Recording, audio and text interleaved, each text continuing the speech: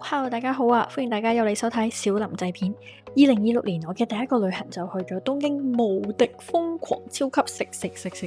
所以呢條片我會同大家分享我究竟喺東京食咗啲咩正嘢，記得睇落去啦。地方嘅 YouTuber 繼續需要你哋嘅支持，記得 comment、like、share 同埋 subscribe 我，多謝大家。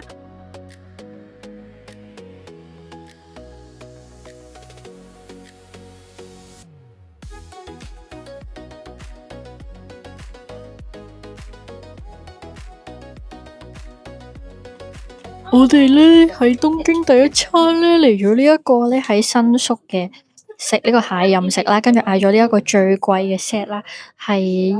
15,000幾 yen 嘅，咁即係大概係700幾800蚊啦。跟住你嗌呢一個套餐咧，佢就已經包咗呢個爐，就唔需要另外加錢，超級大隻。跟住咧，佢呢度有個蟹肉苦飯咧，係要等成40分鐘嘅。咁所以一開波咧，你落單佢已經會問你要唔要買，咁佢就幫你整定，因為咧分分鐘食完成餐飯先 ready 嘅。哇！拆完有咁大條啊，好得人驚啊！跟住咧，你如果嫌佢係凍咧，你可以擺喺隔離個爐嗰度燒下嘅。跟住咧，呢度咧除咗蟹腳之外咧，佢仲有好多其他熱嘅嘢飲食嘅。咁我哋嗌咗呢一個咧係蟹肉嘅可樂奇啦，同埋呢一個咧就係炸蠔，即係佢個蠔帝咧係真嘅，最近限定嘅。因為我上次嚟嘅時候咧，大概2-3個月嚟之前咧係冇呢一個蠔嘅祭典咁樣嘅。跟住咧呢一個咧就係蟹肉燒賣啦，呢個係咧有沙律醬嘅炸蠔，佢有另一款咧係唔知醋咁樣嘅。說時遲那時快，我條蟹腳已經 ready，就係咁黐筋，就係咁大條。呢個雪蟹都 not bad，不過我都係會再嗌呢個 king crab 多過嗌呢一個。因為壽司個飯喺度佢咁大嚿，燒埋啲蟹肉燒埋，面都有少少紅色可愛嘅蟹肉喺入邊。今日嘅策略係狂食呢一個帝王蟹腳，同埋咧佢呢度落單咧係用電話 send QR code 落單，咁咧就可以望海南。嗱，同大家開箱呢一個蟹肉苦飯。哦，吓？哦，係，係，我見到有大量嘅呢一個係叫豆皮啦、紅白啦，就只係見到少量嘅蟹肉。呢個同行嘅友人就聲稱呢一個先係正確嘅食法，就係將啲蟹食唔落嘅蟹肉夾落去，再焗翻住佢。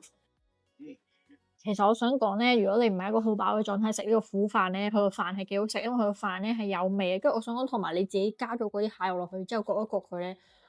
嗰啲蟹肉更正。呢餐飯咧我就已經食完啦，咁我就飲緊我呢一餐飯最後一杯 lemon sour。咁我就同大家總結下啦。咁咧今日用呢一個15,000蚊食咗呢一個帝王蟹腳嘅 set 咧，我覺得其實咧嚟旅行或者如果平時喺香港真係好少有呢啲體驗嘅話咧，其實都幾值得嚟食一次嘅。咁當然啦，揀邊個 set 咧都真係好根據你個人嘅 budget，睇下你有幾中意食海鮮呢樣嘢、蟹呢樣嘢咧，再去決定你覺得值得投資邊個 set。咁其實上次我食大概7,000幾8,000蚊嗰個價位，其實個半鐘嘅任食咧都滿足嘅，都開心嘅。咁而且佢個地理位置其實就喺新宿站，大概行5分鐘左右就到啦。咁所以晚飯嚟講咧都係一個不錯嘅選擇。同埋咧我係上網 book 咗先嘅，咁就大致上係咁啦。咁呢度除咗蟹腳之外，其實其他嘢食即係炸物啊、熱嘢其實都 OK 啦，嗰個表現都適中啦。但係壽司我就覺得真係唔需要特別一試咯，真係專注啲食翻蟹腳仲好啦。第二一早咧，我哋就去咗淺草呢一間百年壽喜燒老店，聽講咧佢仲傳承咗足足5代添噶啦。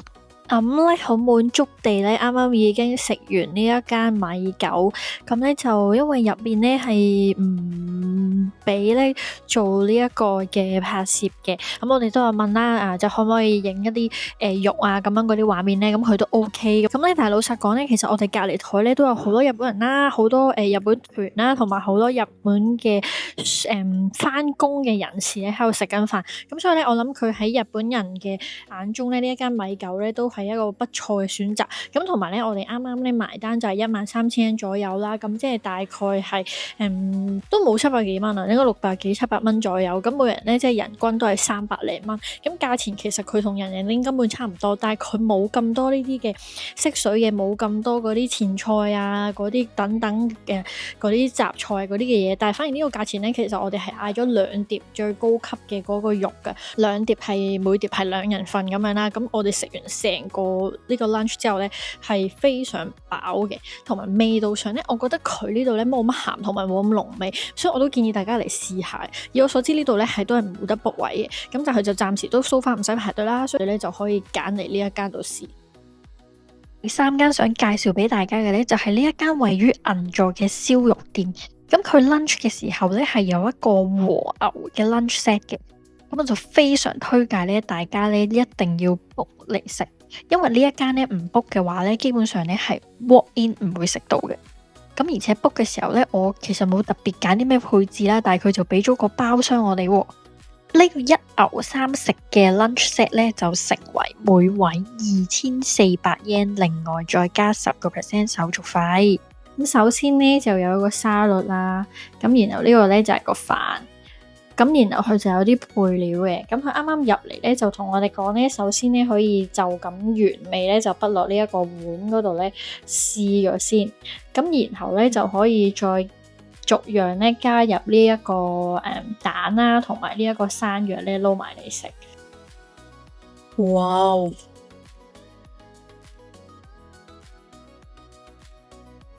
跟住同埋咧，頭先咧佢就係俾我哋揀嗌，即係個牛嘅熟嘅程度咧，淨係可以揀嗌呢個 medium rare 或者 well done 嘅啫。佢本身呢個飯咧嗰啲汁咧係嗰啲燒肉汁嚟，都幾好食。食咗咩都冇落嘅情況咧，而家咧就試下落隻蛋落去啦。頭先講漏咗咧，佢個台面上面咧仲有一壺湯咧，俾我哋最後咧可以試下加落去嘅。加隻蛋，撈緊隻蛋，撈咗隻蛋落去仲好食喎。咁咧而家咧就落嗰個頭先佢講嗰個湯。跟住咧，再夾咗粒芥末啦落去啦，跟住咧再放啲呢個紫菜同埋大量紫菜，跟住咧就撈勻呢個湯同埋啲紫菜同埋啲 wasabi。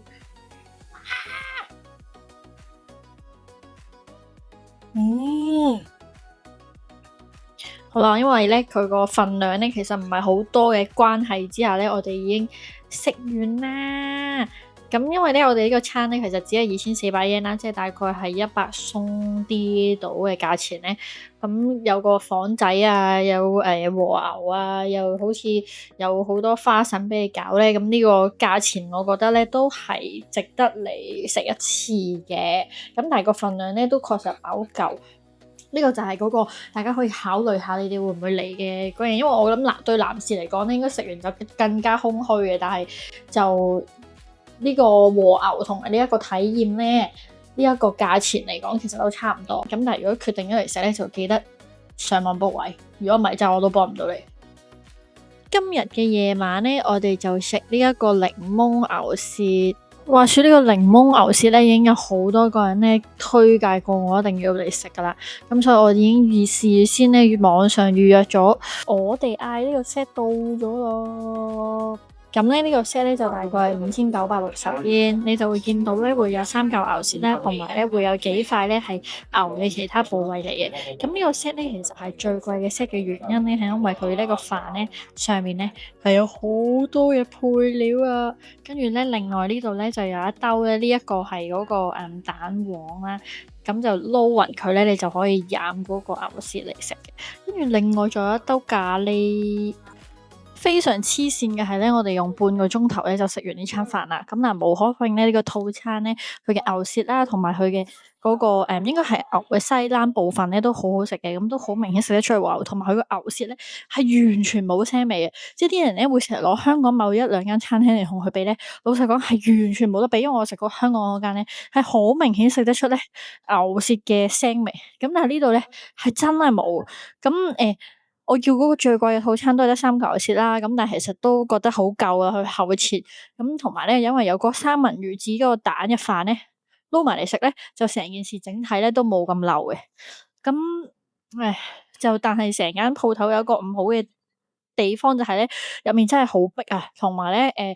佢因為即係好多人等位啦，好多人 book 位啦，所以佢嗰個翻台好快好快，即係佢係你 feel 到佢冇催你嘅，真完全唔會催你，但係你會 feel 到佢係有無形嘅壓力啊，去令到你要好快咁食完呢餐飯。所以咧，我哋食完之後咧都冇坐喺度太耐咧，就已經離開咗啦。咁但係咧係值得嚟食下嘅，都明白點解我啲好多朋友咧都強烈推啊我去食呢間餐廳啊。咁所以都建議大家嚟食啦。但係切記咧係記得一定要 book 位，如果唔係咧真係排到唔知幾時。咁以我所知咧，佢喺淺草區都仲有一間分店嘅，咁所以大家都可以睇下邊一區比較方便自己啦。咁第一集嘅東京美食推介呢，就嚟到呢度啦，下一集將會有重頭戲，我一個大推人均唔需要300蚊嘅奧馬卡西要推介俾大家，所以請大家繼續期待第二集，下次再見，拜拜。喂，唔好走住啊，你 subscribe 咗未啊？